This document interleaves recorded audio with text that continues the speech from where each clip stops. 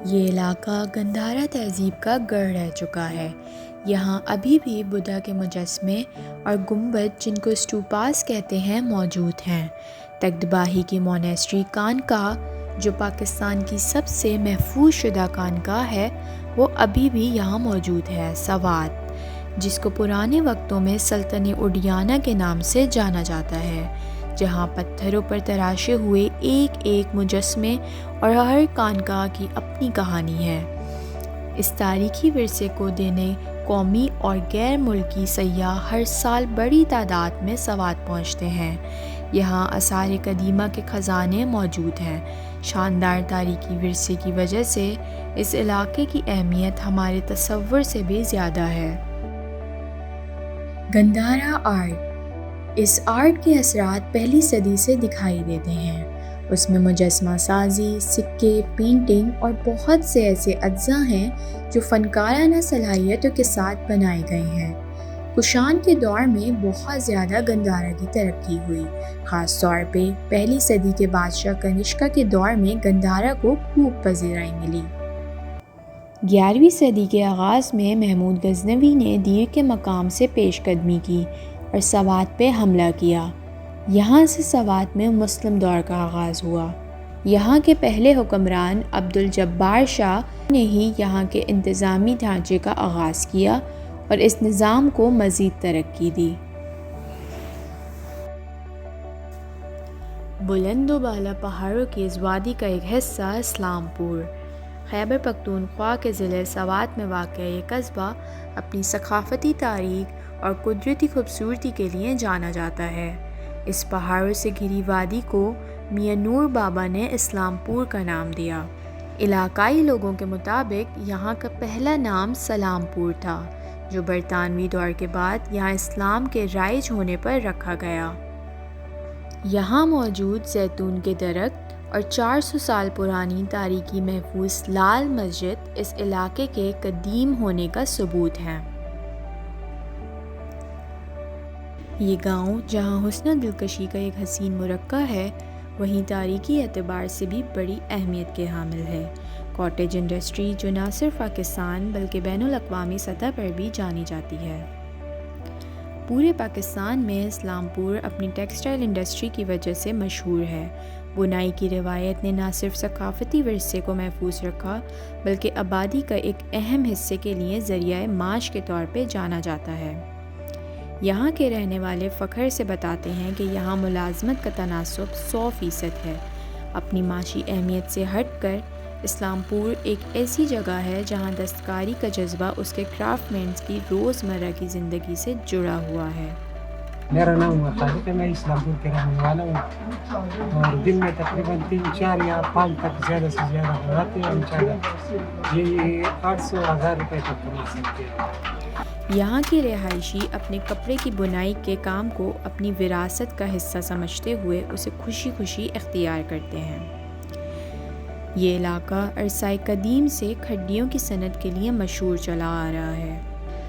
یہاں اونی کپڑا، کمبل اور شالیں تیار کرنے والے تقریباً 18 کارخانے ہیں، جن میں 200 سے زائد کھڈیاں قائم ہیں۔ یہاں تیار کی گئی مصنوعات کو پاکستان بھر کے علاوہ پوری دنیا میں برآمد کیا جاتا ہے۔ یہاں کا موجود تقریباً ہر فرد بنائی کے فن سے واقف ہے، جس کی وجہ سے زیادہ تر گھروں میں کھڈی پائی جاتی ہے، جو ان کے معاشی حالات میں ایک بڑا کردار ادا کرتی ہے۔ ہمارا نام مریشاق ہے، ٹھیک ہے، اور یہ یہاں پہ بنتا ہے، لوکل ہے، شالے زنانہ والا، مردانہ والا، اس میں یہ ساری دیکھو ساری مختلف ورائٹی ہے، ٹھیک ہے۔ یہاں کی اسپیشل شال ہے، یہ زنانہ والا شال ہے جو یہاں پہ بنتا ہے، یہ ہاتھ کا کام ہے، یہ کڈی پہ بنتا ہے لوکل، اور یہ زنانہ شال ہے۔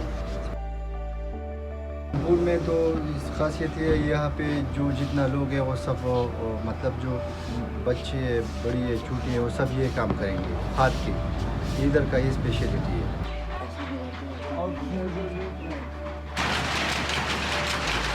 میرا نام عبدالرزاق ہے۔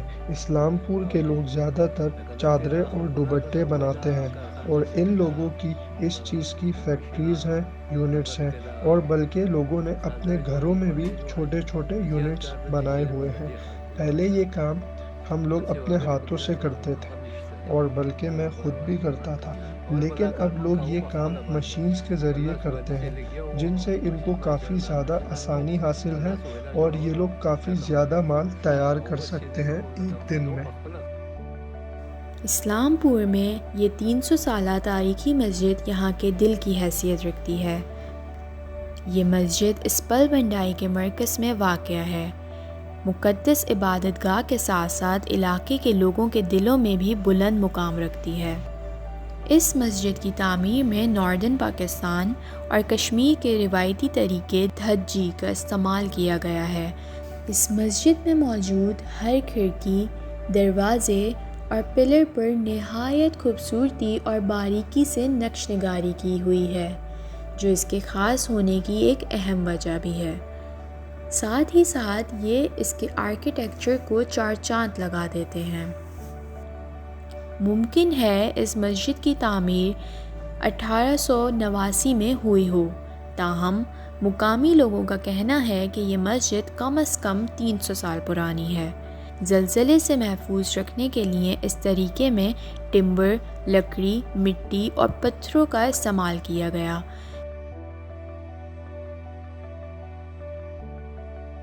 محمد رضا ہے، میں اس چوکی ٹکڑے میں بحیثیت محرر تعینات ہوں۔ تو جہاں تک اسلام پور کے لوگ بہت تعاون والے لوگ ہیں، یہاں کے زیادہ لوگ سیکیورٹی پولیس میں بھی ہیں، تو قانون سے واقف ہیں، تو جرائم کی شرح زیادہ نہیں ہے، بہت کم ہے یہاں پہ۔ تو یہاں کے پھر مشہور یہ چادریں وغیرہ بھی ہیں، لوگ بہت زیادہ آتے ہیں بغیر کسی خوف و ہراس کے۔ تو اس طرف اس سائڈ پہ پھر مرغزار والے علاقہ ہیں، وہاں پہ بھی بڑی سیاح آتی ہیں۔ یہاں گھروں کی تعمیر میں پرانے اور نئے دونوں طریقوں کا امتیاز دکھائی دیتا ہے۔ پرانے وقتوں کے بنے گھروں میں پتھر اور لکڑی کے تخت استعمال ہوتے تھے، جبکہ اب جو مکانات وہاں تعمیر کیے جا رہے ہیں اس میں کنکریٹ، سریا، RCC اور دیگر اشیاء کا استعمال کیا جا رہا ہے۔ چھوٹے بڑے پتھروں کو الگ الگ سائز میں کاٹا جاتا ہے، جس سے گھروں کی بنیاد اور ریٹیننگ وال بنائی جاتی ہے، جس طریقے کو انگریزی زبان میں بلاک میسنری کہتے ہیں۔ ساتھ ہی ساتھ یہاں کے گھروں کے دروازے دیار لکڑی سے بنائے جاتے ہیں، جو کہ پائیداری کا ایک بڑا سبب ہے۔ یہاں کی ثقافت کا ایک اہم حصہ ہے پردہ، جو ان کے گھروں کی تعمیر میں بھی دکھائی دیتا ہے، مثلاً ان کی چھتوں کی اونچی دیواریں اور ان کے گھر کے اندر بنی اونچی کھڑکیاں اور روشن دان۔ اعوذ باللہ من الشیطان الرجیم، بسم اللہ الرحمن الرحیم۔ First of all introduce my self, میرا نام محمد طاہر ہے اور میں اسلام پور سے بلانگ کرتا ہوں اور یہاں کا جو ولیج کونسل ہے اس کا چیئرمین۔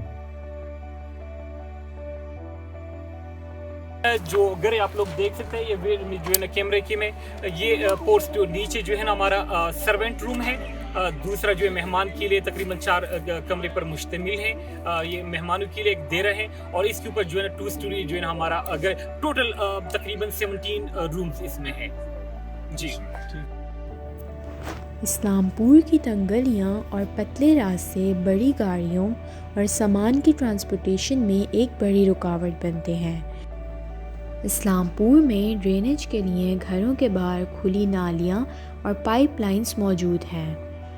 یہاں بہت سے لوگوں کو کھیتوں اور میدانوں کا استعمال کرنا پڑتا ہے، جس کی ایک بڑی وجہ یہ ہے کہ یہاں صرف 51 گھروں میں ٹوائلٹس موجود ہیں، جبکہ 21% گھر ایسے ہیں جہاں کوئی باقاعدہ انتظام نہیں۔ اسلام پور کے لوگ کیسے ہیں؟ ادھر لوگ کیا جابس کرتے ہیں؟ کھانے میں کیا پسند ہے؟ ہمارا گاؤں کا لوگ جو ہے نا تو زیادہ پولیس میں ہے، اور ہمارے پولیس میں کیوں ہے؟ زیادہ اچھی فیسلٹیز ہیں، زیادہ پیمنٹ ہوتی ہے، زیادہ پیسے دیتے ہیں۔ ادھر جو ہے نا تو چادروں کا کام زیادہ ہوتے ہیں نا، تو اس لیے لوگ تک جاتے ہیں تو پولیس میں چلائی ہے سب، مطلب اور آسانی سے ان کی جاب مل جاتی ہے۔ مل جاتے ہیں نا۔ تو میں خود تقریباً 23 بار اپلائی کیے ہے پولیس میں، پولیس میں، آرمی میں، میں سلیکٹ نہیں ہوا۔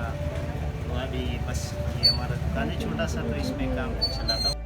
گیس کی قلت کی وجہ سے درختوں کی کٹائی میں کافی حد تک اضافہ ہونے کے باعث فضائی آلودگی بھی بڑھ گئی ہے۔